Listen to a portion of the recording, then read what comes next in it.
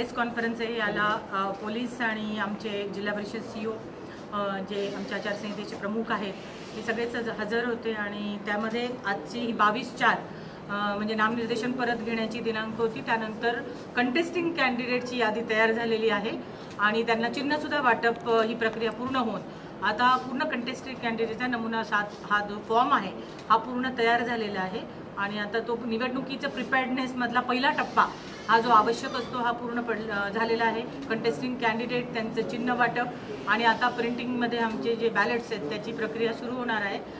मतदान केंद्र प्रिपेअर्डनेस त्याच्याप्रमाणे रँडमायझेशन पोलिंग पर्सोनलचं EVMचं या सगळी तयारी आमची आता अंतिम टप्प्यात झालेलीच आहे आणि ऑब्झर्वर्स पण या ठिकाणी पूर्ण ही प्रक्रिया आहे त्यांच्या निरीक्षणाखाली पार पडत आहे।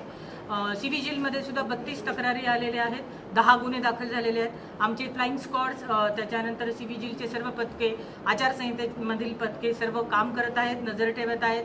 ज्या ज्या ठिकाणी सभा होत आहेत, वाहनं आहेत, चेकपोस्ट आहेत त्याच्यावर पूर्ण नजर ठेवून आहेत आणि डेली एक्सपेंडिचर जो आहे एक्सपेंडिचर ऑब्झर्वर आणि आमची पूर्ण टीम ही सुद्धा त्या ठिकाणी देखरेख करत आहे।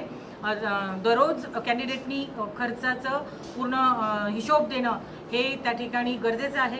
कॅन्डिडेट्स आणि राजकीय पक्ष यांची मीटिंगसुद्धा उद्या 11 वाजता ठेवण्यात आली आहे। वेळोवेळी त्यांना सुद्धा सर्व माहिती निवडणूक प्रक्रियेबद्दल देण्यात आलेली आहे। तर अशा प्रकारे आमची strong room, EVM machines, polling personnel, police personnel असा सर्वच प्रिपेअर्डनेस पूर्ण झाले। अनेक व्यक्ती असतील, अनेक संस्था असतील, अनेक दुकानदार असतील, त्यांनी ज्याने जास्त मतदान करतील किंवा मतदानासाठी भाग घेतील अनेक व्यक्तींना सूट दिलेली आहे।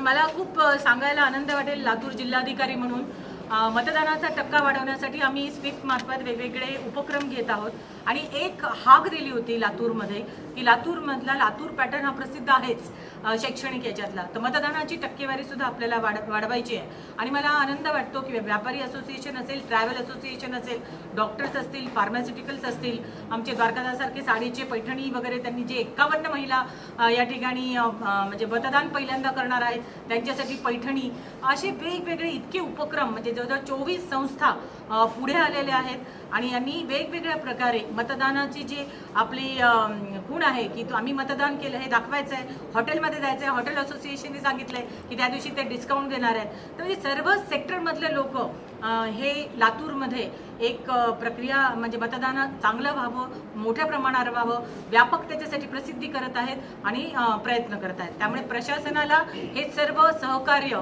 आणि या पद्धतीने पुढाकार घेऊन अनेक नाविन्यपूर्ण उपक्रम सुद्धा त्या ठिकाणी पार पडत आहेत। हो, खूप चांगल्या रीतीने मला पुन्हा एकदा जिल्हाधिकारी आणि जिल्हा निवडणूक अधिकारी म्हणून सांगावंसं वाटतं की महिलांचे जे बूथ असतात, पिंक बूथ, हे तर आपल्याला कॉन्सेप्ट माहितीच आहे।